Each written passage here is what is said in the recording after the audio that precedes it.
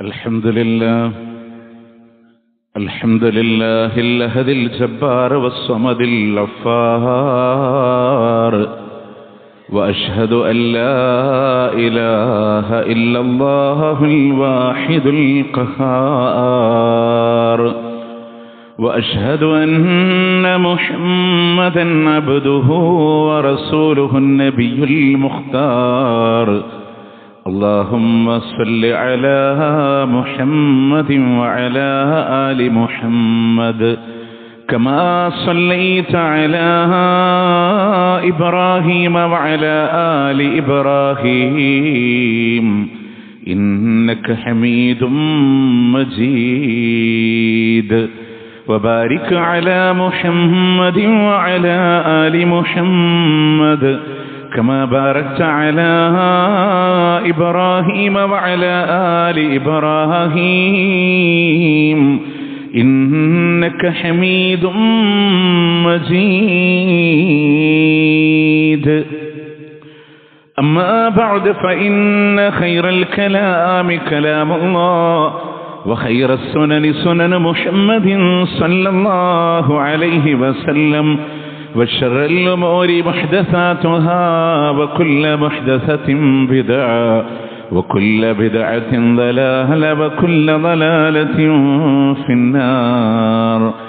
يا أيها الذين آمنوا اتقوا الله حق تقاته ولا تموتن إلا وأنتم مسلمون. أعوذ بالله من الشيطان الرجيم. بسم الله الرحمن الرحيم. وإذا بشر أحدهم بالأنثى ظل وجهه مسودا وهو كظيم. പ്രിയ സത്യവിശ്വാസികളെ, വിശ്വാസിനികളെ, അല്ലാഹു റബ്ബുൽ ഇസ്സത്തിന്റെ വിധിവിലക്കുകൾ ജീവിതത്തിന്റെ ഇതര മേഖലകളിൽ പാലിച്ചുകൊണ്ട് ജീവിതം മുന്നോട്ട് നയിക്കണേ എന്ന് ആദ്യമായി എന്നോടെന്ന പോലെ നിങ്ങളോടും ഓർമ്മപ്പെടുത്തുകയാണ്, വസിയത്ത് ചെയ്യുകയാണ്. പ്രിയമുള്ളവരെ, അല്ലാഹു തആല നമുക്ക് തരുന്ന വലിയ സമ്മാനമാണ് നമ്മുടെ മക്കളെന്ന് പറയുന്നത്. അതിൽ തന്നെ പെൺകുട്ടികളെ ലഭിച്ചിട്ടുള്ള രക്ഷിതാക്കളെ സംബന്ധിച്ചിടത്തോളം അവരൊന്നുകൂടെ ചില പ്രത്യേക ദറജകളിൽ ഭാഗ്യവാന്മാരായി സിദ്ധിക്കുന്ന മേഖലകളുണ്ട്. നമ്മളൊക്കെ സ്വാഭാവികമായിട്ടും അറിയാതെ ചില ആളുകളുടെയെങ്കിലും നെറ്റി ചുളിഞ്ഞു പോകാറുണ്ട് പെൺകുട്ടിയാണ് എന്ന് പറയുമ്പോൾ. ഒരു ഖുതുബയിൽ ഒരു സ്ത്രീ എന്ന് പറയുന്ന ദറജ എന്താണെന്ന് നമ്മളോട് പറഞ്ഞിരുന്നു. നമ്മുടെ ഉമ്മമാരായി, ഭാര്യമാരായി, പെൺമക്കളായി, ഒരുപക്ഷെ നമുക്ക് വേണ്ടി ജന്മം നൽകുന്ന ഒരു സ്ത്രീ 10-60-ലധികം പുരുഷന്മാരുടെ ശരീരത്തിലൂടെ ഓടുന്ന രക്തമാണ് അവരുടെ ആർത്തവ കാലഘട്ടങ്ങളിൽ അവരൊഴുക്കി വിട്ടിട്ടുള്ളത്, അവരുടെ ഒരു ആയുസ്സിൽ എന്നുള്ളത് അത്ഭുതമാണ്. അത്ര വേദനകളും ത്യാഗങ്ങളൊക്കെ സഹിച്ച് വളരെ സഹനശീലതയുള്ളവരായി അവർ കടന്നു വരുമ്പോൾ അവരിൽ നമ്മൾ കാണേണ്ടുന്ന ചില മാന്യതകളും പ്രത്യേകതകളും ഉമ്മമാരും വാപ്പമാരും ഒക്കെ മനസ്സിലാക്കാൻ കുറച്ചു കാര്യങ്ങൾ മാത്രം നിങ്ങളുടെ ശ്രദ്ധയിൽപ്പെടുത്താൻ. ഒരു പെൺകുട്ടി ജനിക്കാന്ന് പറയുമ്പോൾ അത് ഇഷ്ടപ്പെടാത്ത ചില ആളുകളുണ്ട്. ഞാൻ ചെറിയൊരു നമ്മളുടെ ഭാവം തന്നെ പറഞ്ഞ് നിങ്ങൾക്ക് ബോധ്യപ്പെടും. ചില ആളുകൾക്ക് അതൊന്നും പ്രശ്നമില്ലാന്നും, ആണായാലും പെണ്ണായാലും അള്ള തരണതല്ലേ എന്ന് ആത്മാർത്ഥമായി പറയുന്ന ആളുകൾ ആദ്യത്തെ കുട്ടി ജനിക്കുമ്പോൾ പറയാം അൽഹംദുലില്ലാ, അള്ള തരണതല്ലേ. രണ്ടാമത്തെ കുട്ടിയും പെൺകുട്ടിയാണെന്ന് അറിയുമ്പോൾ ചിലപ്പോൾ നമ്മൾ പറയും പെൺകുട്ടിയാണോ, അൽഹംദുലില്ലാ. പക്ഷെ ആ ഒരു ആവേശം നമ്മുടെ ഇന്ന് എവിടെയോ ചുരുങ്ങിപ്പോവാൻ. മൂന്നാമതൊരു പെൺകുട്ടി ജനിച്ച് നമ്മളോട് അറിയിക്കുന്നു അതും പെൺകുട്ടിയാണെന്ന് പറഞ്ഞാൽ ഒരുപക്ഷെ വലിയ ഈമാനുള്ളവനും അതും പെൺകുട്ടിയാ എന്ന് ചോദിക്കുന്നൊരു മാനസിക അവസ്ഥയിലേക്ക് നമ്മൾ മാറണമെങ്കിൽ ഇത് ആരുടെ കൾച്ചറാണ്? ജാഹലിയത്തിന്റെ കൾച്ചറാണ്. ഒന്നിലധികം സ്ഥലങ്ങളിൽ അല്ലാഹുവിന്റെ ഖുർആൻ നമ്മളോട് പറഞ്ഞ വാക്കാണ് വഇദാ ബുശ്ശിറ അഹദുകും ബിൽ ഉൻസ. ഒരു പെൺകുട്ടിയെ കൊണ്ട് നിങ്ങളോട് സന്തോഷ വാർത്ത അറിയിക്കപ്പെട്ടാൽ, അള്ളാന്റെ ഖുർആൻ പറയാം പെൺകുഞ്ഞ് ജനിക്കാന്ന് പറഞ്ഞാൽ അത് സന്തോഷ വാർത്തയാണ്. അതിനെ ദുരഭിമാനമായി അവരെ കുഴിച്ചു മൂടണമെന്ന് ചിന്തിച്ചിരുന്നത് ജാഹിലിയത്തിന്റെ കൾച്ചറാണ്. 6-ാം നൂറ്റാണ്ടിന്റെ അന്ധകാരത്തിന്റെ സംസ്കാരമായിരുന്നു എന്ന് അള്ളാന്റെ ഖുർആൻ നമ്മളോട് പറയാൻ. വിശുദ്ധ ഖുർആനിൽ ഒരു ആയത്ത് തന്നെ ഇല്ല, വഇദൽ മൗഊദതു സുഇലത് ബിഅയ്യി ദംബിൻ ഖുതിലത്. കുഴിച്ചു മൂടപ്പെട്ട പെൺകുട്ടികൾ അവർ ചോദിക്കപ്പെടുകയാണ്, എന്ത് തെറ്റിന് വേണ്ടിയിട്ടാണ് നിങ്ങൾ കുഴിച്ചു മൂടപ്പെടാനുള്ള കാരണമെന്ന് അവരോട് ചോദിക്കപ്പെടുമെന്ന്. അള്ളാന്റെ ഖുർആനിന്റെ ആയത്തിറങ്ങുമ്പോ തേങ്ങലോടെ വന്നു നിന്നിട്ടുണ്ട് പ്രവാചകന്റെ മുന്നിൽ സഹാബ. ഞങ്ങളുടെ ജാഹിലിയ കാലഘട്ടത്തിൽ ഞങ്ങൾ കുഴിച്ചു മൂടിയിട്ടുണ്ട് റസൂലേ എന്ന് പറഞ്ഞിട്ടുണ്ട്. ഒരുപക്ഷെ നമ്മളൊക്കെ കേട്ടുപരിചയം ഉണ്ടാവും, ഉമർ ബിൻ ഖത്താബ് റളിയല്ലാഹു അൻഹു മകളെ കുഴിച്ചു മൂടി എന്നുള്ളത്. ആധികാരികമായി രേഖ ഇല്ലാത്ത ഒരു വിഷയമാണ്, അള്ളാന്റെ ദീനിൽ ഇല്ലാത്ത നമ്മൾ പറയരുത്. അദ്ദേഹം മുക്കാല ചന്തയിൽ വാളുകൾ ഭയപ്പെട്ടിരുന്ന ഒരു പോക്കിരിയായിരുന്നു എന്നൊക്കെ ചരിത്രം കൊണ്ട് സ്ഥിരപ്പെടുത്താം. പക്ഷെ അദ്ദേഹം മകളെ കുഴിച്ചു മൂടിയെന്ന് ചരിത്രങ്ങളിൽ ഇടം പിടിച്ചിട്ടില്ല. അതൊക്കെ കള്ളക്കഥകളുടെ കൂട്ടത്തിൽ കടന്നു വന്നിട്ടുള്ള ഒന്നാണ്. പക്ഷേ അറബികൾക്ക് അങ്ങനെ ഒരു കൾച്ചർ ഉണ്ടായിരുന്നു. ഇന്ന് നമ്മൾ പോലും ഭ്രൂണത്തിന്റെ ഉള്ളിൽ ആണാണോ പെണ്ണാണോ എന്നറിയാൻ ജിജ്ഞാസ കാണിച്ച് പെൺകുഞ്ഞിനെ ഇല്ലായ്മ ചെയ്യണമെന്ന് വിചാരിക്കുന്ന ആളുകളുണ്ടെങ്കിൽ അവരെക്കാൾ മോശമാണ്. അള്ളാന്റെ ഖുർആൻ പറയാണ്, വൈദാ ബുശ്ശിറ അഹദുക്കും ബിൽ ഉൻസാ. ആ ജാഹിലിയ കാലഘട്ടത്തിൽ ആർക്കെങ്കിലും ഒരു പെൺകുട്ടിയെ കൊണ്ട് സന്തോഷ വാർത്ത അറിയിച്ചു കഴിഞ്ഞാൽ നാട് വിട്ട് ഒളിച്ചോടണോ അതല്ല ആ കുഞ്ഞിനെ കുഴിച്ചു മൂടണോ എന്ന് ചിന്തിച്ചിരുന്ന കാലഘട്ടങ്ങളെന്ന് 16-ാം അധ്യായം 57-58 ആയത്തുകളില് അല്ല പറയാൻ, നാട് വിട്ട് ഒളിച്ചോടണോ അല്ല പെൺകുഞ്ഞിനെ കുഴിച്ചു മൂടണോ അതിനെ ദുരഭിമാനമായി കണ്ടിരുന്ന ആളുകൾ. പക്ഷെ നിങ്ങൾക്കറിയോ, ഒരു പാരന്റിനോട് നിങ്ങൾക്ക് നരകത്തിൽ നിന്ന് രക്ഷപ്പെടാൻ നിങ്ങളുടെ പെൺമക്കൾ ഒരു കാരണൻ, നിങ്ങൾക്ക് സ്വർഗത്ത് പോവാൻ നിങ്ങളുടെ പെൺമക്കൾ ഒരു കാരണൻ. അള്ളാന്റെ മുത്തുനബിയുടെ കൂടെ ഇതുപോലെ 2 വിരൽ ചൂണ്ടിക്കാണിച്ച് സ്വർഗത്തിലേക്ക് പോകാൻ അള്ളാന്റെ ഹബീബ് സല്ലല്ലാഹു അലൈഹി വസല്ലമ പെൺമക്കളെ കാരണമായി ചൊടിച്ചു പറഞ്ഞു. നിങ്ങൾ നോക്കി, മൻകാന ലഹു സലാസു ബനാത്, ആർക്കെങ്കിലും 3 പെൺകുട്ടികൾ ഉണ്ടായി, ഫസ്വബറ അലൈഹിന്ന, ആ പെൺമക്കളുടെ മേൽ അവൻ ക്ഷമ കാണിച്ചിട്ടുണ്ട്, സഹനം കാണിച്ചിട്ടുണ്ട്. പെൺമക്കളെ പോച്ചു വളർത്തുമ്പോ ഒരു വാപ്പ നല്ല ക്ഷമാശീലനായി സഹനത്തോടെ അവരെ വളർത്തിയിട്ടുണ്ട്. വസഖാഹുന്ന വകസാഹുന്ന, അവർക്ക് ഭക്ഷണം കൊടുത്തു, വെള്ളം കൊടുത്തു, വസ്ത്രം ഉടുപ്പിച്ചു, എല്ലാം കൊണ്ടും അവരെ സംരക്ഷിപ്പിച്ചാൽ ആ പെൺമക്കൾ അവന് ഹിജാബം മിനന്നാർ, നരകത്തിൽ നിന്നുള്ള മറയാണ് യൗമുൽ ഖിയാമ, ഖിയാമത്ത് നാളിൽ. പെൺകുട്ടികളെ നല്ല രീതിയിൽ വളർത്തിക്കൊണ്ടുവന്ന കാരണം മതി അള്ളാഹു നരകത്തിൽ നമുക്കൊരു മറ തരുന്നുള്ളതാണ്. ഇനി സ്വർഗത്ത് പോണോ?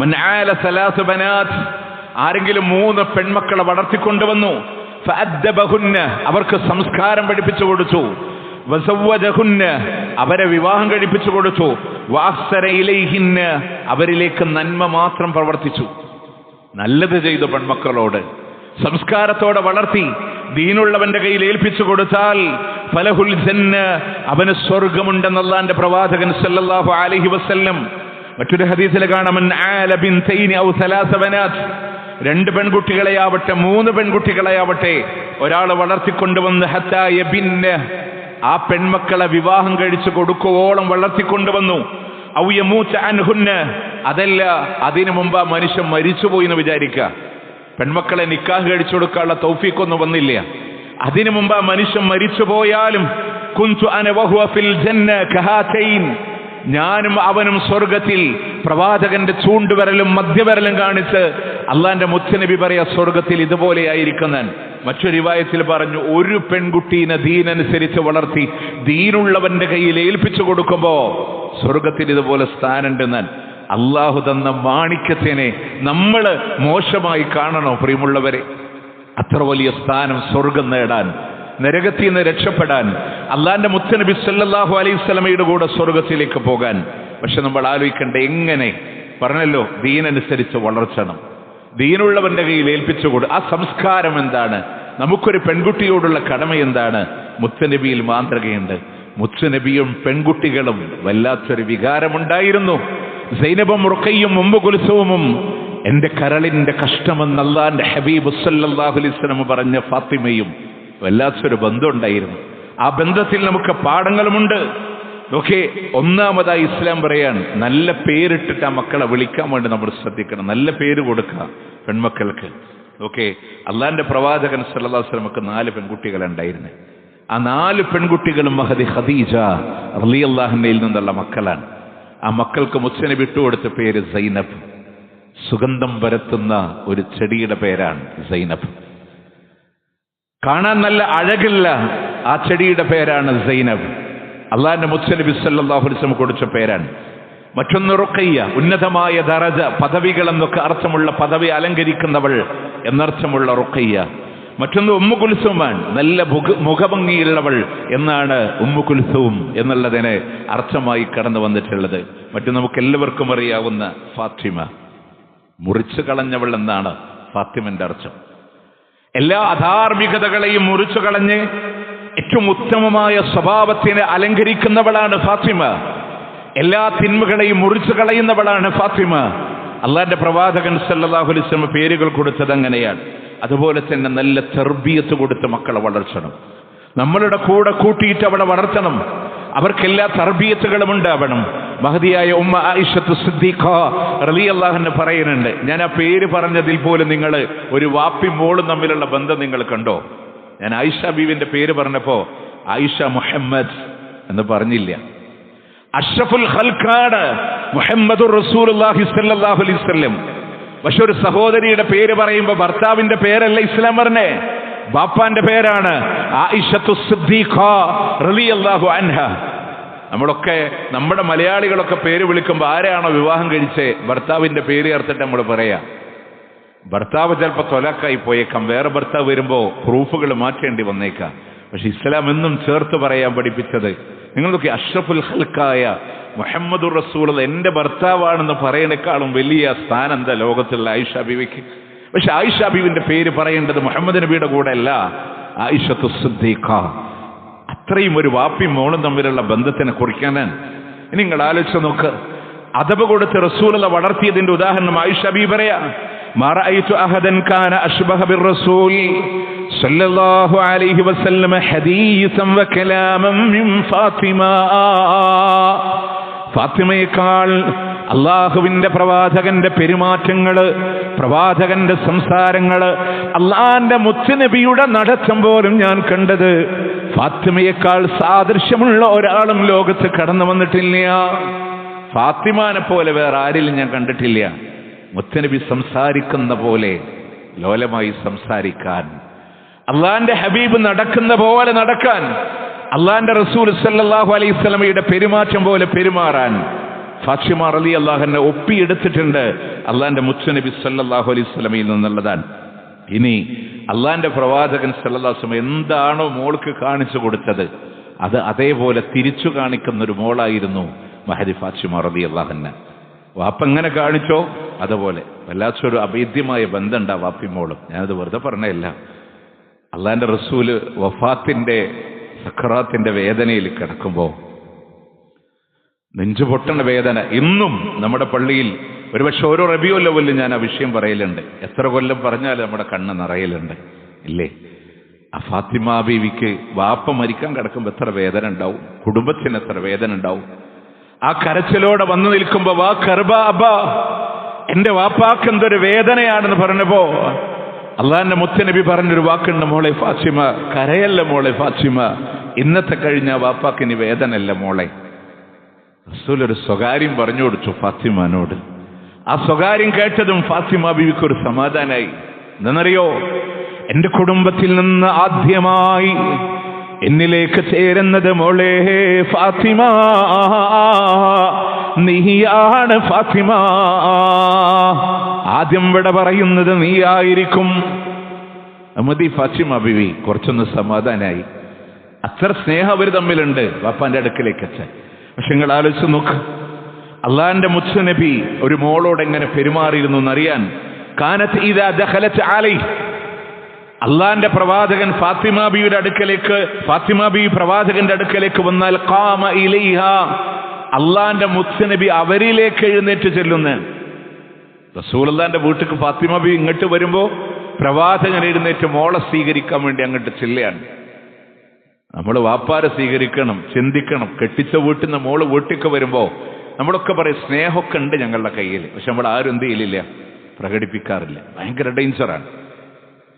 ഇന്നി ഉഹിബ്ബു ഫില്ലാഹ്, അള്ളാന്റെ മാർഗത്തിൽ ഞാൻ നിന്നെ ഇഷ്ടപ്പെടുന്നു എന്ന് പറയണമെന്നാണ്.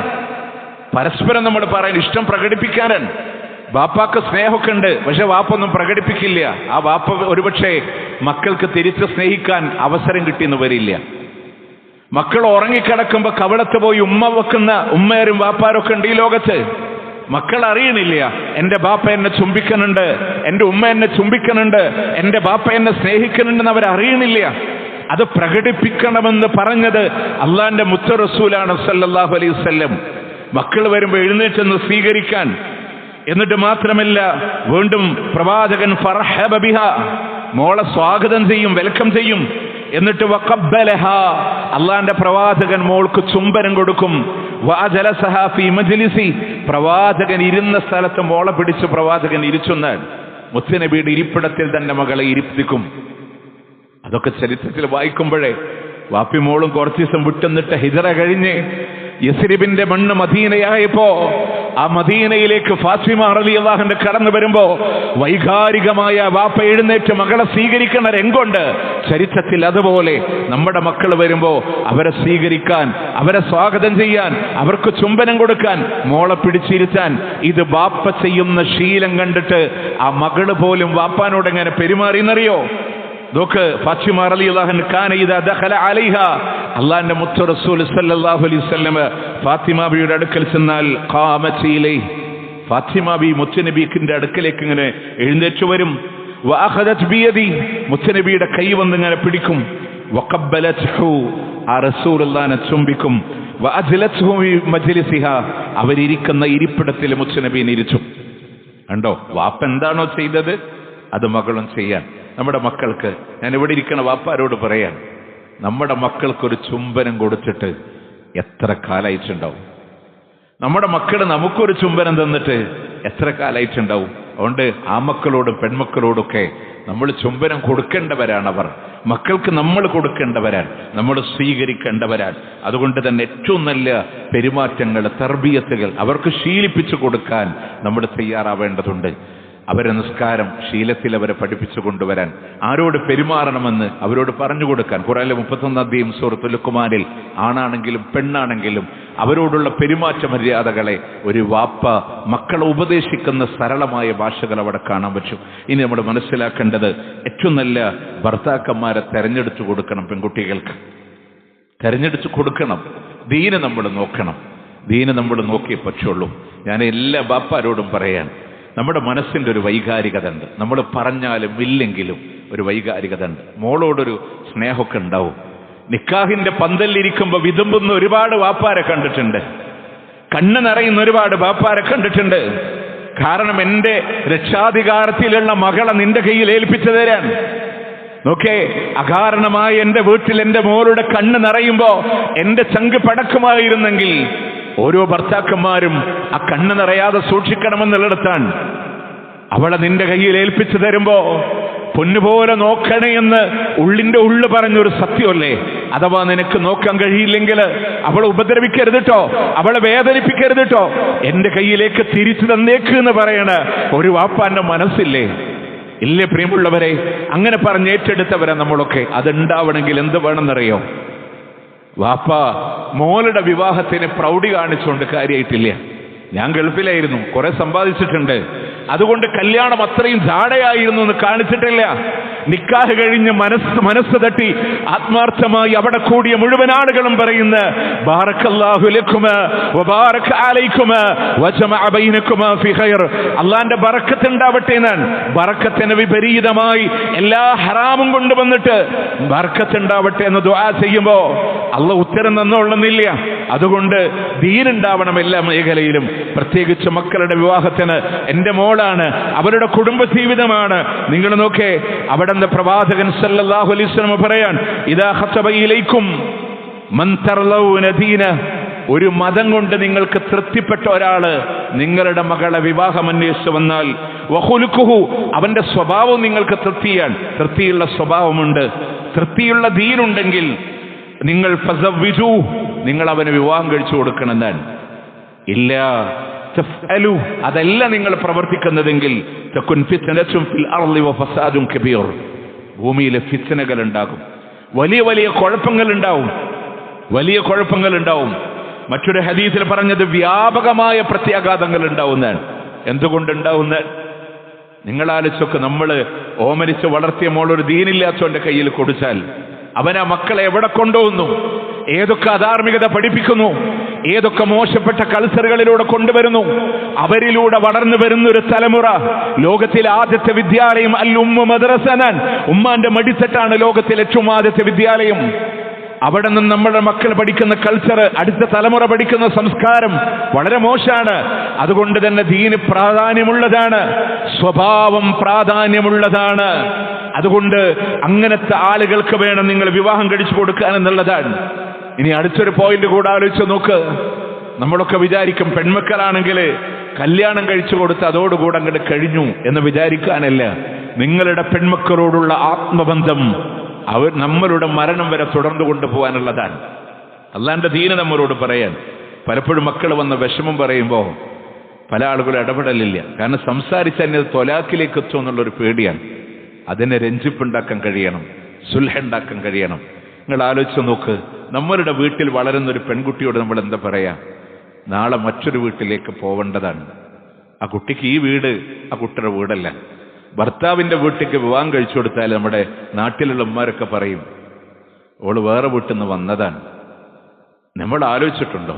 ഞാൻ ഭർത്താക്കന്മാരോടും കൂടെ പറയാൻ, നമ്മളൊരു പക്ഷേ സ്വന്തം ഭാര്യയുടെ വീട്ടിൽ പോയാൽ ഒരു ദിവസം പോലും നിൽക്കാൻ മടി കാണിക്കാൻ ആളുകളാണ് പുരുഷന്മാർ. നമ്മളുടെ സ്വാതന്ത്ര്യം, നമ്മളുടെ ഇഷ്ടങ്ങൾ അല്ലേ? നമ്മളുടെ പേരൻസിന്റെ കൂടെയല്ല നിൽക്കുന്നതിന് പലപ്പോഴും നമുക്ക് മാനസികമായിട്ട് ചിലപ്പോൾ സമ്മർദ്ദങ്ങളൊക്കെ വരും. അവരുടെ സ്വന്തം മാതാപിതാക്കളുടെ കൂടെയല്ലാതെ നമ്മളുടെ വീട്ടിൽ വന്ന് എത്ര വർഷങ്ങളാണ് നമ്മളെ മാത്രം വിശ്വസിച്ചവർ കടന്നുകൂടിയത്. അതുകൊണ്ട് ഏറ്റവും മാന്യമായ പെരുമാറ്റം അവരോട് കൊടുക്കാൻ, പലപ്പോഴും ആ മക്കളുടെ ജീവിതത്തിൽ ഇടപെടേണ്ട മേഖലകളിൽ അവരൊരു വിഷമം പറയുമ്പോൾ കേട്ടുകൊടുക്കാൻ, അതിനോട് ഇടപഴകേണ്ടിടത്ത് ഇടപെടാൻ. നമ്മൾ ഒരിക്കലും മക്കളുടെ ജീവിതത്തിന്റെ ഉള്ളിൽ കയറിയിട്ട് ഇടപെടാൻ ഒരു വാപ്പാക്കും ഒരു ഉമ്മാക്കും, അത് ഭർത്താവിൻ്റെ ആയിക്കോട്ടെ ഭാര്യയുടെ ആയിക്കോട്ടെ, ആരുടെയും മാതാപിതാക്കൾ മക്കളുടെ ജീവിതത്തിന്റെ ഉള്ളിൽ കയറി കളിക്കാൻ നമുക്കാർക്ക് അവകാശമില്ല. കാരണം അവരാണ്, അത് അവരുടെ ജീവിതമാണ്. അല്ല, നമ്മുടെ മക്കൾ വന്നിട്ട് നമ്മളോടൊരു സങ്കടം പറഞ്ഞാൽ അത് കേട്ടുകൊടുക്കാൻ എത്ര മക്കൾ യാതനകൾ അനുഭവിക്കുന്നുണ്ടെന്നറിയും. നമ്മൾ പലപ്പോഴും നമ്മളൊരു ചെവി കൊടുക്കാത്തതിന്റെ പേര്, നമ്മളൊരു കാരണക്കാരാവരുത് ഒരു തിന്മക്കെന്നുള്ള പേരിലാണ്. അള്ളാന്റെ മുത്തു റസൂൽ സല്ലല്ലാഹു അലൈഹി വസല്ലം തന്റെ മക്കളെ എപ്പോഴും അള്ളാന്റെ പ്രവാചകൻ സന്ദർശിച്ചിരുന്നു എന്നുള്ളതാണ്. മുത്തനബി സല്ലല്ലാഹു അലൈഹി വസല്ലം ഇടക്കിടക്ക് പോയി മക്കളെ പോയി കാണുന്ന ഒരു പ്രവണതയുണ്ടായിരുന്നു. ഒരിക്കൽ നബി സല്ലല്ലാഹു അലൈഹി വസല്ലമ ഫാത്തിമ റളിയല്ലാഹുവിന്റെ അടുക്കൽ കടന്നു വന്നു. അപ്പൊ വീട്ടിൽ അലിയില്ല. അലി റളിയല്ലാഹുവിനെ കാണുന്നില്ല. അയിന ഇബ്നു അമ്മിക്, നിന്റെ ഇബ്നു അമ്മ എവിടെ? കാരണം പ്രവാചകൻ സല്ലല്ലാഹു അലൈഹി വസല്ലമയുടെ പിതൃ സഹോദര പുത്രനാണ് അലി റളിയല്ലാഹു അൻഹു. അപ്പൊ അതുകൊണ്ട് തന്നെ പ്രവാചകൻ ചോദിക്കുന്നുണ്ട്. അതിലൊക്കെ പാടുണ്ട്. ഒരു ഖുത്ബയിൽ തന്നെ ഞാൻ പറഞ്ഞതാണ്. നമ്മളൊക്കെ വിചാരിക്കുക ഏട്ടൻ അനിയനും മക്കളും ആങ്ങളിം പെങ്ങളുമാണെന്ന് നമ്മൾ പറയൽ ആലങ്കാരികമായി ആങ്ങളിം പെങ്ങളും ആയിരിക്കാം. പക്ഷേ അവരൊരിക്കലും മഹറമല്ല. നോക്കേ, ഒരു ജ്യേഷ്ഠന്റെ മകനും അനിയന്റെ മകളും ഒരുമിച്ച് പ്രായപൂർത്തിയായ മക്കൾ അങ്ങനെ ഒറ്റയ്ക്ക് യാത്ര ചെയ്യാൻ പാടില്ല. എന്തുകൊണ്ടാണ്? അവര് മഹറമല്ലാത്തത് കൊണ്ടാണ്. നമ്മൾ അറിയാതെ പോണ വിഷയമാണ്. അലി ഇബ്നു അബീ ത്വാലിബ് റളിയല്ലാഹു അൻഹു റസൂലുള്ളാഹിന്റെ വാപ്പാന്റെ സഹോദരപുത്രനാണ്.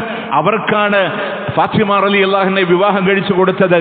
ആ വിവാഹ ബന്ധം ഇസ്ലാമിൽ അനുവദനീയമാണ് എന്നുള്ളത് കൊണ്ടാണ്. അള്ളാഹിന്റെ മുത്തുനബി ചോദിക്കുന്നുണ്ട്, അലി എവിടെ? അപ്പൊ ഫാത്തിമ റളിയല്ലാഹു അൻഹ പറഞ്ഞു, കാന ബൈനി വബൈനഹു ഷൈ, എനിക്കോ അലിക്കോ ഇടയിൽ ചെറിയൊരു പണക്കുണ്ടായി. ഫഅലബനി, എന്നോട് പിണങ്ങിയിട്ട് ദേഷ്യപ്പെട്ടു പോയി. ഫഖാരജ, അദ്ദേഹം പുറത്തു പോയി. ഫലം യഖൽ എന്തി, എന്റെ അടുക്കൊന്നും ഉണ്ടെന്നൊന്നുമില്ല, സംസാരിക്കണില്ല, പിണങ്ങിയതാണ്. എന്നോട് ദേഷ്യപ്പെട്ടു, പിണങ്ങി. ആരുടെ ജീവിതത്തിൽ? ഇൽമുള്ള അലി റളിയല്ലാഹു അൻഹു, ഈമാന്റെ നിറകുടമായ ഫാത്തിമ റളിയല്ലാഹു അൻഹ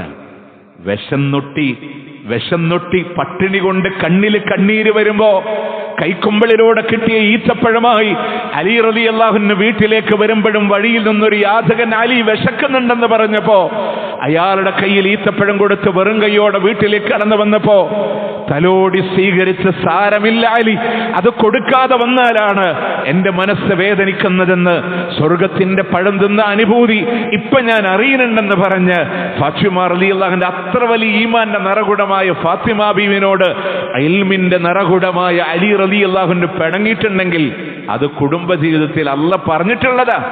സൗന്ദര്യപ്പിണക്കങ്ങള് അത് വീണ്ടും നല്ല ബന്ധം ഊഷ്മളമാക്കാൻ അല്ല പറഞ്ഞതാണ്. അതുകൊണ്ട് തന്നെ ഒന്ന് പിണങ്ങിയിട്ട് അലി റളിയല്ലാഹുവിന് പോയതാണെന്ന് ഫാത്തിമ ബി പറഞ്ഞപ്പോ അള്ളാഹിന്റെ മുത്തനബി സല്ലല്ലാഹു അലൈഹി വസല്ലം ഒരാളെ വിട്ടു, അലി എവിടെ ഉള്ളതെന്ന് അന്വേഷിക്കാൻ. നോക്കുമ്പോ ദൂരൊന്നും പോയിട്ടില്ല, മസ്ജിദ് നബവിയിൽ പള്ളിയിൽ പോയി കിടക്കുന്നുണ്ട്. തന്റെ ഷോള് തട്ടമൊക്കെ പോയി ദേഹമാസകലം മണല് പുരണ്ടിട്ടുണ്ട്. മുത്തനബി സല്ലല്ലാഹു അലൈഹി വസല്ലം അങ്ങോട്ട് നടന്നുപോയി. എന്നിട്ട് ഫജഅല റസൂലുള്ളാഹി സ്വല്ലല്ലാഹു അലൈഹി വസല്ലം യംസഹുഹു അൻ, മുത്തനബി അലി കിടക്കണേന്റെ അവിടെ ഇരുന്നു. എന്നിട്ട് മരുമോന്റെ ദേഹത്തുള്ള മണലൊക്കെ ഇങ്ങനെ തട്ടിക്കൊടുത്തിട്ട് പറഞ്ഞു, ഖും അബാ സുറാബ്, അബാ സുറാബ് മണ്ണിന്റെ ബാപ്പ ഒന്ന് എഴുന്നേൽക്ക്. അതൊരു കുഞ്ഞിയത്താണ്, അങ്ങനെ പദം ഉപയോഗിക്കുന്നത് ദേഹമാസകലം മണ്ണ് പുരണ്ടുകൊണ്ട് അറബിയിൽ ഉപയോഗിക്കുന്ന ഒരു പ്രയോഗമാണ്. അബു സുറാബ്, അബാ സുറാബ് ഒന്ന് എഴുന്നേൽക്ക്. മുത്തനബി ഇടപെട്ട് അതിനെ സുൽഹ് ചെയ്ത് വീട്ടിലേക്ക് പറഞ്ഞുവിടാൻ. നമ്മളെപ്പോഴും മനസ്സിലാക്കേണ്ടത് അകൽച്ച കുറച്ച് ബന്ധം കൂട്ടേണ്ടുന്നവരാണ് രക്ഷിതാക്കള്. ചില ആളുകളൊക്കെ ഉണ്ട് അത് സംസാരിച്ച് ഇനി ആ വീട്ടിലേക്ക് പോകണ്ട എന്നൊക്കെ പറയാൻ. ജോലിയെടുത്ത് കയ്യിലെ തഴമ്പ് വീണു, ഷോൾഡറിൽ അടയാളം വീണു, ഒരു ഹാദിമിനെ വൃത്തിയെ വെച്ചു തരുമെന്ന് ഫാത്തിമ ബി വീട്ടിൽ വന്ന് വരുമ്പോ അള്ളാന്റെ മുത്തനബി സല്ലല്ലാഹു അലൈഹി വസല്ലം തിരിച്ചു ചെല്ലുകയാണ്. അപ്പോ രണ്ട് മക്കളും ഉറങ്ങാൻ കിടക്കുമ്പോൾ അവരുടെ നടുവിൽ മുത്തനബി വന്നിരുന്നു. കാലിന്റെ വെള്ള കാണുമാർ കാല് മടക്കിയിരുന്നു. എന്ന് വെച്ചാൽ എന്റെ മോൾ എന്നോട് ആവശ്യപ്പെട്ടത് എന്താണ്? ഒരു വൃത്തിയാൻ. അതിനേക്കാൾ ശ്രേഷ്ഠമായത് എന്റെ മോൾക്ക് പറഞ്ഞു തരട്ടെ. ഉറങ്ങാൻ കിടക്കുന്നതിന് മുമ്പ് സുബ്ഹാനല്ലാഹ് അൽഹംദുലില്ലാഹ് അല്ലാഹു അക്ബർ, സുബ്ഹാനല്ലാഹ് അൽഹംദുലില്ലാഹ് 33 പ്രാവശ്യം വീതവും അല്ലാഹു അക്ബർ 34 പ്രാവശ്യം എന്റെ മോള് പറയലാണ്. ആ ബാപ്പ മക്കളോട് ഇടപെട്ട്, നീ അലീന്റെ വീട്ടിൽ പണിയെടുത്തിട്ട് കയ്യിൽ അടയാളം വീണൂലേ, വെള്ളം കൊണ്ടുവന്ന് ഷോൾഡറിൽ അടയാളം വീണൂലേ, ഇതിനാണോ അലി നിന്നെ കൊണ്ടുപോയത് എന്ന് പറയാനല്ല ബാപ്പ തയ്യാറായത്. എന്റെ മോൾക്ക് അതിനേക്കാൾ ശ്രേഷ്ഠമായ ഒരു വൃത്തിയെ കിട്ടുന്നതിനേക്കാളും ശ്രേഷ്ഠമായത് എന്റെ മോൾക്ക് പറഞ്ഞു തരട്ടെ. അവരുടെ സുൽഹുണ്ടാക്കി, അടുപ്പമുണ്ടാക്കി. ഒക്കെ മക്കളുടെ വിഷയങ്ങളുടെ വിവാഹശേഷവും അന്വേഷിച്ചു. ബദറിന്റെ വിളിനാദങ്ങൾ കടന്നു വരുമ്പോ പ്രിയമുള്ളവരെ, കുറഞ്ഞ പക്ഷമുള്ള മുസ്ലിമീങ്ങൾക്ക് അന്ന് പങ്കെടുക്കാത്തൊരു സഹാബിയുണ്ട്, ഉസ്മാൻ ഇബ്നു അഫ്ഫാൻ. ഉസ്മാൻ ഇബ്നു അഫ്ഫാൻ ബദറിലില്ല. പക്ഷേ ബദറിന്റെ ആളുകളെ എണ്ണുമ്പോ അള്ളാന്റെ മുത്ത് റസൂല് പറഞ്ഞു, ഉസ്മാൻ ബദറിന്റെ ശുഹദാക്കളില്, ബദറിന്റെ സഹാബത്തിലെ സ്ഥാനമുണ്ട്. എന്താണ് ഉസ്മാനിനുള്ള മഹത്വം എന്നറിയുമോ? പ്രവാചകന്റെ മുത്തുമോട് റുഖയ്യ റളിയല്ലാഹുവിന്റെ മരണാസന്നമായ രോഗമായി കിടക്കുമ്പോ അള്ളാന്റെ മുത്ത് റസൂല് പറയുന്നുണ്ട്, റുഖയ്യയെ പരിചരിക്കണേ, ബദറിൽ നീ വരേണ്ട ആവശ്യമില്ല, റുഖയ്യയെ പരിചരിക്കണമെന്നാണ്. അതുകൊണ്ട് ബദറിന്റെ കൂലി ഉസ്മാൻ ഇബ്നു അഫ്ഫാൻ റളിയല്ലാഹുവിനുണ്ട്. മക്കളുടെ ജീവിതത്തിൽ ഇടപെടാൻ വേണ്ട ഉപദേശങ്ങൾ കൊടുക്കാൻ ഇസ്ലാം പഠിപ്പിക്കാൻ. അതുപോലെ തന്നെ അവർക്ക് ഇഷ്ടമുള്ള നല്ല കാര്യങ്ങളൊക്കെ മക്കൾക്ക് വേണ്ടി ചെയ്തു കൊടുക്കണം. ഇഷ്ടമുള്ളതാണെന്ന് അറിയുകയും നമുക്കതിന് തൗഫീഖ് ഉണ്ടാവുകയും അത് നല്ലതെന്ന് ബോധ്യപ്പെട്ടാൽ അത് ചെയ്തു കൊടുക്കണമെന്നുള്ളതാണ്.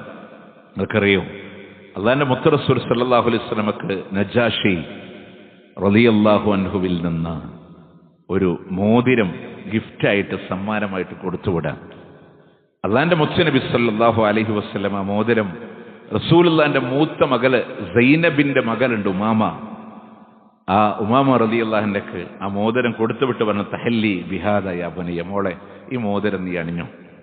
അതായത് മോതിരം പെൺകുട്ടിക്ക് മോതിരം അള്ളാന്റെ മുത്തുനബി സല്ലല്ലാഹു അലൈഹി വസല്ലം കൊണ്ടുപോയി കൊടുക്കാൻ. പട്ടുവസ്ത്രങ്ങൾ എവിടെന്നെങ്കിലും കിട്ടിയാൽ മുത്തുനബി സല്ലല്ലാഹു അലൈഹി വസല്ലം അത് പെൺകുട്ടികൾക്ക് ധരിക്കാനായി കൊടുക്കായിരുന്നു. അതിലൊക്കെ ഒരുപാട് പാഠങ്ങളുണ്ട് നമുക്ക്. ആൺകുട്ടിക്ക് വേണ്ടതേ ആൺകുട്ടിക്ക് കൊടുക്കാവൂ, പെൺകുട്ടിക്ക് കൊടുക്കേണ്ടതാണ് പെൺകുട്ടിക്ക് കൊടുക്കേണ്ടത്. നമ്മളിന്ന് ന്യൂ ജനറേഷന്റെ കാലഘട്ടത്തിന്റെ പേരും പറഞ്ഞിട്ട് മക്കളെ നമ്മൾ വളർത്തുന്നത് എങ്ങനെയാണ്? ആണും പെണ്ണും വേർതിരിക്കാൻ പാടില്ല. നമ്മൾ ഒരു ആൺകുട്ടിക്ക് ഒരു ബോൾ കൊടുക്കുന്നുണ്ടെങ്കിൽ, പെൺകുട്ടികൾക്ക് ഒരു ഡോള് കൊടുക്കുന്നുണ്ടെങ്കിൽ അവർക്ക് തത്വം അവളൊരു പെൺകുട്ടിയാണ്, ഇതൊരു ആൺകുട്ടിയാണ്. നമ്മൾ ആണും പെണ്ണും അറിയിക്കരുത്. എല്ലാവർക്കും ഒരേ ഡ്രസ്സാണ്, എല്ലാവർക്കും ഒരേ ടോയ്സാണ്, എല്ലാവരും ഒരേ രൂപത്തിലാണ് വളർത്തുന്നത്. അവസാനം മക്കൾ വളർന്നു വരുമ്പോൾ നമ്മളുടെ കയ്യിൽ കിട്ടാതെ വരുമ്പോൾ അവർ പറയും, മൈ ബോഡി മൈ ചോയ്സ്, എൻ്റെ ശരീരം എൻ്റെ താല്പര്യം, ഞാൻ ഇഷ്ടമുള്ള പോലെ ജീവിക്കും. അന്ന് നമ്മൾ കണ്ണീര് വാർക്കും.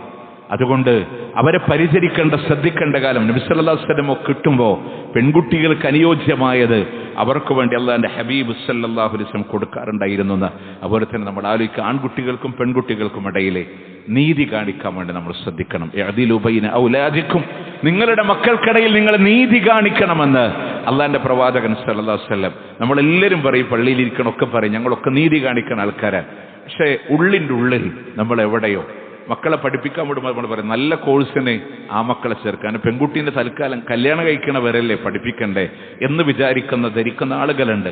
നമ്മൾ അവർക്ക് കഴിവുണ്ടോ, അതിനുള്ള സൗകര്യങ്ങളുണ്ടോ, സാഹചര്യങ്ങളുണ്ടോ, തുല്യത മക്കൾക്കിടയിൽ നടപ്പിലാക്കാൻ വേണ്ടി നമ്മൾ ശ്രദ്ധിക്കേണ്ടതുണ്ട്. വലഹുന്ന മിസ്ലുല്ലദി അലൈഹിന്ന ബിൽ മഅറൂഫ്, അവർക്ക് അവകാശങ്ങളും ബാധ്യതയും എല്ലാം ഈക്വലാണ്. അതൊക്കെ അവർക്ക് വേണ്ടി കൃത്യമായി നമ്മൾ ചെയ്തു കൊടുക്കണമെന്നുള്ളതാണ്. മക്കൾക്കിടയിൽ ഒരിക്കലും ഒരു വിവേചനം കാണിക്കുന്ന ഒരു സാഹചര്യങ്ങൾ ഉണ്ടാവാൻ പാടില്ല എന്നുള്ളത് നമ്മൾ ശ്രദ്ധിക്കണം. കാരണം അവരുടെ മനസ്സ് വേദനിക്കും, അവരുടെ മനസ്സ് നുറുങ്ങും. അതുകൊണ്ട് തന്നെ അള്ളാഹു തന്ന ഏറ്റവും വലിയ ഗിഫ്റ്റാണ് നമ്മളുടെ മക്കള്. അതിൽ തന്നെ അൽഹംദുലില്ലാ പെൺകുട്ടി ജനിച്ചു എന്നറിയുമ്പോൾ മുഖം ചുളിയേണ്ട ആവശ്യമില്ല. സ്വർഗത്തിലേക്ക് എത്തിച്ചേരാനുള്ള വലിയൊരു കവാടം തുറന്നു കിട്ടാനുള്ളൊരു വഴി നമ്മളുടെ മക്കളിലുണ്ട്. അവർ കാണിക്കുന്ന സ്നേഹം, അവർ കാണിക്കുന്ന അടുപ്പം അതെത്ര വലുതാണെന്നൊരു പക്ഷേ പെൺമക്കളുള്ള രക്ഷിതാക്കളെങ്കിലും മനസ്സിലാക്കിയിട്ടുണ്ടാവും. അതുകൊണ്ട് ഞാൻ ആൺകുട്ടികളെ ഇല്ല എന്നല്ല പറയണത്, പക്ഷേ നമ്മൾ നോർമലി ഞാൻ ഈ വിഷയം പറഞ്ഞില്ലെങ്കിലും ആൺകുട്ടികൾക്കൊരു പദവിയും സ്നേഹമൊക്കെ കൊടുത്ത് നമ്മൾ വളർച്ചും. എന്നാൽ അതിൻ്റെ കൂടെ ഈക്വൽ സ്നേഹം കൊടുക്കാൻ അവകാശം ഉള്ളവർ തന്നെയാണ് പെൺകുട്ടികളെന്ന് മനസ്സിലാക്കാൻ, വിവാഹശേഷവും അവരോട് ചെയ്യേണ്ട കടമകളെ മനസ്സിലാക്കാൻ നമ്മൾ ശ്രദ്ധിക്കുക. അല്ലാഹു സുബ്ഹാനഹു വ തആല അനുഗ്രഹിക്കുമാറാവട്ടെ. അഖൂലു ഖൗലി ഹാദാ വഅസ്തഗ്ഫിറുല്ലാഹ ലി വലക്കും ഇന്നഹു ഹുവൽ ഗഫൂറുർ റഹീം.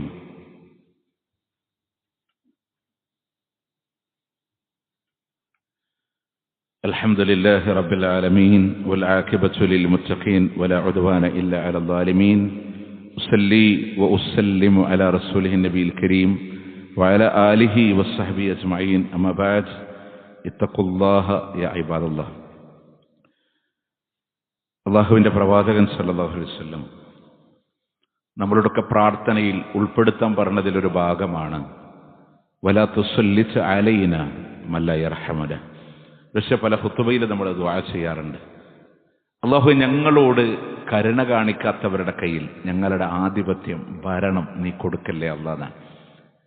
ഈ പ്രാർത്ഥന നമ്മൾ പ്രാർത്ഥിക്കുന്നവരാണ്. അതോടൊപ്പം നമ്മളുടെ ജീവിതത്തിൽ ഇതിൻ്റെ ആശയങ്ങളെ കൊണ്ടുവരേണ്ട ഒരു പ്രത്യേക സാഹചര്യം നമ്മളുടെ ചുറ്റിലുണ്ട്. അത് ബോധ്യപ്പെടുത്താനാണ് ഞാൻ ഈ വിഷയം പറഞ്ഞത്. ഇപ്പം നമ്മുടെ നാട്ടിലൊക്കെ നടക്കുന്ന SIR എന്ന് പറയുന്ന ഒരു പദ്ധതി നടന്നുകൊണ്ടിരിക്കുന്നുണ്ട്. സ്പെഷ്യൽ ഇൻറ്റൻസീവ് റിവിഷൻ എന്നാണ് അതിൻ്റെ മീനിങ്. അതായത് തീവ്ര വോട്ടർ പട്ടിക പരിഷ്കരണം നമ്മളുടെ നാട്ടിലൊക്കെ നടന്നുകൊണ്ടിരിക്കുക. അതെന്തിനാ മിമ്പറിൽ പറയണേ? മിമ്പറിൽ പറയേണ്ട ആവശ്യമുള്ളത് കൊണ്ടാണ്. ന്യൂനപക്ഷങ്ങൾ, വിശിഷ്യ മുസ്ലിങ്ങൾ അറിഞ്ഞിരിക്കേണ്ട ആവശ്യകതയുള്ളത് കൊണ്ട് പറയാം. പ്രാർത്ഥന കൊണ്ട് മാത്രം കാര്യമില്ല, ഇതിനനുസരിച്ച് നമ്മൾ പ്രവർത്തിക്കണം. സ്വാഭാവികമായിട്ടും അതിൻ്റെ ലക്ഷ്യം ഇതെന്താണെന്ന് മനസ്സിലാവാത്ത ആളുകളൊക്കെ ഉണ്ടാവാം. അതായത് വോട്ടർ പട്ടികയിൽ പേര് ചേർക്കാൻ, അതുപോലെ തന്നെ ഇരട്ട വോട്ടുകളുണ്ടെങ്കിൽ അതിനെ തടയാൻ, അതുപോലെ തന്നെ മരിച്ച ആളുകളുടെ പേരിൽ ആരും ഇനിയൊരു വ്യാജ വോട്ട് ചെയ്യാതിരിക്കാൻ, ഇതിനൊക്കെ വേണ്ടിയിട്ടാണ് ഈ സംഭവം നടപ്പിലാക്കുന്നത് എന്നാണ് പറയുന്നത്. 2002 അവസാനമായി ഈ പറഞ്ഞ സദസ്സിലിരിക്കുന്ന ഭൂരിപക്ഷം ആളുകളും നമ്മുടെ നാട്ടിലെ ജനാധിപത്യ വ്യവസ്ഥയിൽ വോട്ടർ പട്ടികയിൽ പേര് വന്നത് 2002 വന്ന ആളുകളായിരിക്കാം ഭൂരിപക്ഷം ഉള്ളത്. ഇനി എന്താണ് ഇതിൻ്റെ വിമർശനം എന്ന് പറഞ്ഞാൽ, ഇപ്പം നമ്മുടെ നാട്ടിൽ രാജ്യം ഭരിക്കുന്ന ഫാഷിസത്തിൻ്റെ ആളുകൾ അവർക്ക് പിന്നെ അനുകൂലമല്ലാത്ത സംസ്ഥാനങ്ങളിലെ ജനാധിപത്യത്തിനെ അട്ടിമറിക്കാൻ ഇതുകൊണ്ട് ശ്രമം നടത്തുന്നുണ്ട്. അപ്പം നമുക്കൊന്നും വലിയ അധികാരം നമ്മുടെ കയ്യിലുണ്ടാവില്ല, ആകെയുള്ളതൊരു ഓട്ടാണ്. ആ ആയുധം കൂടെ കളഞ്ഞു മുടിക്കാതിരിക്കാനാണ്, നമുക്ക് എന്തെങ്കിലും ജനാധിപത്യത്തോട് സംസാരിക്കാനുള്ള അവകാശത്തെ നിലനിർത്താൻ വേണ്ടിയിട്ടാണ് ഈ വിഷയം പറയണത്. അതുകൊണ്ട് തന്നെ നമ്മൾ ശ്രദ്ധിക്കണം, ഇതിനെ അട്ടിമറിക്കാനുള്ള ശ്രമങ്ങൾ നടക്കുന്നു എന്ന് ഇതിൻ്റെ ആക്ഷേപം. കാരണം 2002 ശേഷം 54 ലക്ഷത്തോളം വോട്ടുകൾ ചേർക്കപ്പെട്ടു. അവരൊക്കെ 4 നിയമസഭയും 5 ലോക്സഭ ഒക്കെ വോട്ട് ചെയ്ത ആൾക്കാരാണ്. ഇനിയും വീണ്ടും എന്ത് ചെയ്യണം? വോട്ട് ചെയ്യാനുള്ള അവകാശം കിട്ടണമെങ്കിൽ ഈ രേഖയായിട്ട് അവിടെ പോയി നടക്കണം. ഇതിനെ പരിഹരിക്കാൻ എന്തേ വേണ്ടു? നിലവിലെ ആധാറിനെ വോട്ടർ പട്ടികയായിട്ട് ലിങ്ക് ചെയ്താൽ തീരുന്ന പ്രശ്നമല്ലേ എന്നാണ് വിമർശിക്കപ്പെടുന്നതിലെ ആളുകൾ ചോദിക്കുന്നത്. ഇനി നമ്മളൊക്കെ മനസ്സിലാക്കേണ്ട ആശങ്ക ഗൗരവമുണ്ടോയെന്ന് മനസ്സിലാക്കാനാണ്. കേരളത്തിലെ ജനങ്ങൾ, മുസ്ലിമീങ്ങൾ മനസ്സിലാക്കേണ്ട വലിയൊരു ആശങ്ക എന്ന് പറയുന്നത്, ഇപ്പോ രണ്ട് ഭാഗത്ത് തർക്കം നടക്കാൻ. ഒന്ന്, വോട്ടർ പട്ടിക ഇത് SIR നടപ്പിലാക്കണം എന്നൊരു വിഭാഗം പറയുമ്പോൾ ഇപ്പുറത്ത് വിമർശിക്കുന്നവർ പറഞ്ഞ ആവശ്യമില്ലല്ലോ, ആധാറുമായി ലിങ്ക് ചെയ്താൽ പോരെ എന്നുള്ള മാന്യമായൊരു മറുഭാഗം പറയുമ്പോൾ നമ്മൾ ആ വിമർശനത്തിന് വേണ്ടി കാത്തു നിന്നാൽ സമയം കടന്നുപോകും. ആ സമയത്ത് അവസാനം വന്ന് ചെയ്യണമെന്ന് പറഞ്ഞാൽ എതിരാളികളൊക്കെ പേര് ചേർത്തിട്ടുണ്ടാവും, നമ്മൾ കുറച്ച് ആളുകളൊക്കെ അവസാനം ചേർക്കാൻ കഴിയാതെ കഷ്ടപ്പെടുന്ന ഒരു സാഹചര്യങ്ങളുണ്ടാവും. അപ്പം അതുകൊണ്ട് തന്നെ തീർച്ചും നമ്മൾ എന്ത് ചെയ്യണം? നമ്മുടെ നാട്ടിലെ BLO, ബൂത്ത് ലെവൽ ഓഫീസർ എന്ന് പറയുന്ന ഓരോ ഓഫീസേഴ്സും നമ്മുടെ വാർഡുകളിലുണ്ടാവും. അവരോട് എന്തൊക്കെ ചെയ്യണമെന്ന് മനസ്സിലാക്കി നമ്മളുടെ പേര് അതിലുണ്ടോ എന്ന് ഉറപ്പുവരുത്തേണ്ട ബാധ്യത നമ്മളിലുണ്ട് എന്ന് നമ്മൾ മനസ്സിലാക്കേണ്ടതുണ്ട്. ഇത് രാഷ്ട്രീയമല്ല പറയണത്. നമ്മളൊരു ജനാധിപത്യ രാജ്യത്തിന്റെ ഭാഗമാണ് മുസ്ലിങ്ങൾ. നമുക്കിവിടെ ആരാധന സ്വാതന്ത്ര്യം വേണം. ഇതുപോലെ ജുമ നിസ്കരിക്കുക. നാളെ പള്ളിയിൽ 30 ആളെ കൂടാൻ പാടുള്ളൂ, അതിൽ കൂടുതൽ ആളുകൾ വരണ്ട എന്ന് പറഞ്ഞാൽ നമുക്കൊന്നും ചെയ്യാൻ കഴിയില്ല. അങ്ങനത്തെ അവസ്ഥകളിലേക്കൊക്കെ ആശങ്കകൾ പലതും ഉണ്ടാവാം. പക്ഷെ നമ്മൾ എന്ത് ചെയ്യുക? നമ്മളെ കൊണ്ട് ചെയ്യാൻ കഴിയാവുന്നത് നമ്മൾ ചെയ്യുക എന്നുള്ളതാണ്. അപ്പോൾ ഇതിൻ്റെ ഒരു അപകടം എന്ന് പറയണത്, 1984 ശേഷം ജനിച്ച ഒരാൾക്കും നിലവിൽ ഇപ്പോൾ വോട്ടില്ല എന്നുള്ളതാണ് സത്യം. ഇനി പുതിയ വോട്ടർ പട്ടികയിൽ നമ്മളൊക്കെ എന്ത് വരണം? പേര് വന്നിട്ട് വേണം. 84 ശേഷം ജനിച്ച ഒരാളുടെയും പേരില്ല. അപ്പോൾ നമ്മളൊക്കെ നമ്മൾ വിചാരിക്കും കഴിഞ്ഞ പ്രാവശ്യം വോട്ട് ചെയ്തല്ല, ആ വോട്ടർ പട്ടിക അസാധുവാണ്, ഇപ്പോൾ ആരുടെയും പേരില്ല. ഇനി പുതിയത് വരുന്ന കരടുകളൊക്കെ വന്ന് അവസാനം ഫെബ്രുവരിയിൽ വരുന്ന ഫൈനൽ ലിസ്റ്റിലുള്ള ആളുകൾക്കാണ് ഇനി വോട്ട് ചെയ്യാനുള്ള അവകാശം ഉണ്ടാവുള്ളൂ. അങ്ങനെ വരുമ്പോൾ എന്ത് വേണം? പുതുതായി ചേർക്കാൻ നമ്മൾ ഏതൊക്കെ രേഖകളുമായി നടന്നോ ആ രേഖകളുമായിട്ട് ഇനിയും നമ്മൾ വോട്ട് ചേർക്കാൻ ഈ ഇരിക്കണം നമ്മളൊക്കെ എന്ത് ചെയ്യേണ്ടി വരും? പോയാലേ അതിൽ ചേർക്കാൻ കഴിയുള്ളൂ. അതിൽ നമ്മൾ വിചാരിക്കും അപ്പോൾ 84 മുമ്പുള്ളവർക്ക് പ്രശ്നമില്ല എന്ന് വിചാരിക്കുന്നവരുണ്ടെങ്കിൽ അവിടെയും നമ്മൾ മനസ്സിലാക്കേണ്ടത്, നമ്മൾ നിലവിൽ വോട്ട് ചെയ്തിരുന്ന ബൂത്തിൽ നിന്ന് പേര് ചേർക്കുന്ന കാലത്തുള്ള ബൂത്തിൽ നിന്ന് എവിടേക്കും താമസം മാറിയിട്ടുണ്ടെങ്കിൽ അവിടെ ഇല്ലെങ്കിൽ നമ്മൾ പുതിയ ബൂത്തിൽ ഉണ്ടാവും. നമ്മൾ ആരും വിചാരിക്കേണ്ട നമുക്ക് വോട്ടില്ല എന്നാണ് അർത്ഥം. അതുകൊണ്ട് ഉറപ്പ് വരുത്തണം. ഞാൻ അവിടെ ഉണ്ടായിരുന്നു, താമസം മാറിയിട്ടുണ്ടെങ്കിൽ നമ്മളെ ലിസ്റ്റ് പോയി എന്നർത്ഥം. 84 മുമ്പിലുള്ളവരും പോയി എന്നാണ് അർത്ഥം. അതുകൊണ്ട് ഉറപ്പ് വരുത്തണം. പ്രവാസികൾ, ഗൾഫുകാർ അവർ ഉറപ്പ് വരുത്തണം. നമ്മൾ വീട് താമസം മാറിയേക്കാം, പെൺകുട്ടികളെ കെട്ടിച്ചയച്ച് മാറിയേക്കാം, അതുപോലെ തന്നെ ഗൾഫിൽ ആയിരിക്കാം. അതുകൊണ്ട് അവർക്ക് ഓൺലൈൻ ചെയ്യാനുള്ള സംവിധാനങ്ങൾ മുഴുവൻ ശ്രദ്ധയോടുകൂടെ വീക്ഷിച്ച് ചെയ്യേണ്ട കാര്യങ്ങൾ ചെയ്ത് നാളെ ഞങ്ങൾക്കാർക്ക് ഇതിന് അവകാശമില്ലല്ലോ എന്ന് പറയുമ്പോൾ നമ്മളിത് മനസ്സിലാക്കേണ്ട, വോട്ട് ചെയ്യാൻ കിട്ടിയോ ഇല്ല എന്നുള്ളത് മാത്രമല്ലല്ലോ അതിൻ്റെ വിഷയം. ജനാധിപത്യ വ്യവസ്ഥയിൽ മുസ്ലിംകളുടെ ആ പങ്കിനെ ഊട്ടി ഉറപ്പിക്കാൻ ഞാൻ പറഞ്ഞതുപോലെ അള്ളാഹിനോടൊക്കെ ആത്മാർത്ഥമായി എല്ലാ ഖുതുബയിലും നമ്മൾ ദുആ ചെയ്യും, ലാ തുസല്ലി അലൈന മല്ല യർഹമന. അള്ളാഹു ഞങ്ങളോട് കരുണയില്ലാത്തവരുടെ കയ്യിൽ ഞങ്ങളുടെ ഭരണം കൊടുക്കല്ലേ. ആ കരുണുള്ളവരുടെ കയ്യിൽ കിട്ടാൻ ഏതെങ്കിലും രീതിയിൽ ഭാഗവാക്കാവാനുള്ള അവസരം നമ്മളുടെ ഒരു അശ്രദ്ധ കൊണ്ട് നമ്മൾ കളഞ്ഞു മുടിക്കാതിരിക്കാൻ ഒരു ശ്രദ്ധ ഇത് ഈ സമയത്ത് ചെയ്യേണ്ടതാണ്. അലസത കാണിച്ച് പിന്നീട് മാറ്റിവെച്ച് ഞാനില്ലല്ലോ എനിക്ക് വോട്ടില്ലല്ലോ എന്ന് പറയുന്ന ഒരു അവസ്ഥയ്ക്ക് പോവാതിരിക്കാൻ നമ്മൾ ശ്രദ്ധിക്കേണ്ട ഒരു മേഖലയാണ്. അല്ലാഹു സുബ്ഹാനഹു വ തആല അനുഗ്രഹിക്കുമാറാവട്ടെ. പ്രത്യേകിച്ചൊരു വിഷയം മുമ്പ് തന്നെ പറയാനുള്ളത്, കഴിഞ്ഞ ആഴ്ച നമ്മൾ സൂചിപ്പിച്ചതുപോലെ മഞ്ചേരി പയ്യനാട് ഒരു പള്ളി നിർമ്മിക്കാൻ, അതിൻ്റെ കൂടെ ഒരു മദ്രസ നിർമ്മിക്കാൻ, ഒരുപാട് മഞ്ചേരിയിൽ നിന്ന് കുറച്ച് ഉൾഭാഗത്തുള്ള ഒരു വലിയ സ്റ്റേഡിയമൊക്കെ ഉള്ളൊരു നാട് നിങ്ങൾ ശ്രദ്ധയിൽപ്പെട്ടിട്ടുണ്ടാവും. അവിടെ ഒരുപാട് നാളുകൾ, ഇപ്പോൾ ഞാൻ ഉൾപ്പെടെ പ്രബോധന സംരംഭങ്ങളിൽ പലതവണ പോയി വന്നിട്ടുള്ളൊരു നാടാണ്. അവിടുത്തെ ആളുകൾക്ക് നമസ്കരിക്കാൻ, ജുമാ നിർവഹിക്കാൻ, കുട്ടികൾക്ക് മദ്രസ പഠിപ്പിക്കാനുള്ള ഒരു സൗകര്യത്തിന് വേണ്ടിയിട്ടാണ് ഇന്ന് അവർ നമ്മുടെ അടുക്കലേക്ക് യാത്ര ചെയ്ത് തഖ്വ മസ്ജിദിൽ എത്തിയിട്ടുണ്ട്. നമ്മളാൽ കഴിയുന്നൊരു വിഹിതം ഇൻഷാ അല്ലാഹ് നമ്മളെ കൊണ്ട് പറ്റാവുന്ന രൂപത്തിൽ, ഇനി ചെയ്യാൻ കഴിയാത്തവർ ഓഫറുകൾ അവർക്ക് നൽകണമെങ്കിൽ അങ്ങനെ നൽകാം, പിന്നീട് അയച്ചു കൊടുക്കുന്നവർക്ക് അയച്ചു കൊടുക്കാം. എങ്ങനെയായാലും നമ്മൾ മനസ്സിലാക്കേണ്ട എൻ്റെ ഒരു അവസരമാണ്, അതെനിക്കെങ്ങനെ ഉപയോഗപ്പെടുത്താൻ കഴിയും. നാളെ ഞാൻ ഖബറിൽ കിടക്കുമ്പോൾ, ആ സ്ഥാപനം അവിടെ നിലനിൽക്കുമ്പോൾ, അതിൽ സുജൂദ് നടക്കുമ്പോൾ എൻ്റെ ഖബറിലേക്ക് അതിൻ്റെ പുണ്യം ഒഴുകണമെന്ന ആഗ്രഹത്തോടു കൂടെ ഇൻഷാ അല്ലാഹ് നമ്മൾ ഭാഗവാക്കാവാൻ ശ്രദ്ധിക്കുക. അല്ലാഹുവേ സ്വീകരിക്കണേ അല്ലാഹ്. ഞങ്ങളിൽ നിന്ന് വിട പറഞ്ഞു പോയ ആളുകൾ മഅഫറത്തും മർഹമത്തും നൽകി അനുഗ്രഹിക്കണേ അല്ലാഹ്.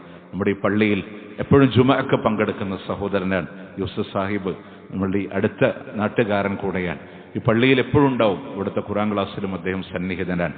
അദ്ദേഹത്തിൻ്റെ കിഡ്നി ഫെയിലിയറായി അദ്ദേഹത്തിൻ്റെ ബ്രദർ കിഡ്നി കൊടുക്കാൻ തയ്യാറായി. പക്ഷെ അത് ചില സാഹചര്യങ്ങളെ കൊണ്ട് നടക്കാൻ കഴിയാതെ വന്നപ്പോൾ അദ്ദേഹത്തിൻ്റെ ഭാര്യ തന്നെയാണ് അദ്ദേഹത്തിന് കിഡ്നി കൊടുക്കുന്നത്.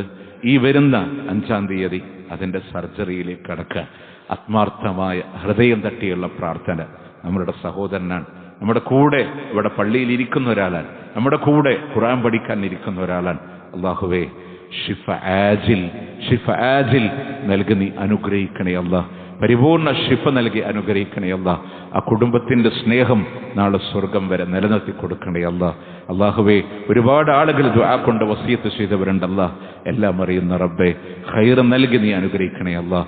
اللهم اغفر للمؤمنين والمؤمنات والمسلمين والمسلمات الأحياء منهم والأموات إنك مجيب الدعوات يا قاضي الحاجات.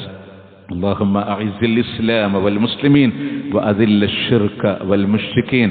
اللهم انصر إخواننا المسلمين في فلسطين. اللهم انصر إخواننا المسلمين المضاعفين المجاهدين في فلسطين وفي رفح وفي عزة وفي لبنان. اللهم كن لهم نصيرا ولا تكن عليهم. اللهم ارحم موتاهم واشف مرضاهم وتقبل شهداءهم. اللهم افتح المسجد الأقصى. اللهم لا تسلط علينا من لا يرحمنا. اللهم ربنا آتنا في الدنيا حسنة وفي الآخرة حسنة وقنا عذاب النار. ربنا تقبل منا إنك أنت السميع العليم وتب علينا إنك أنت التواب الرحيم واغفر لنا يا غافر المذنبين. وصلى الله على نبينا محمد وعلى آله وصحبه أجمعين.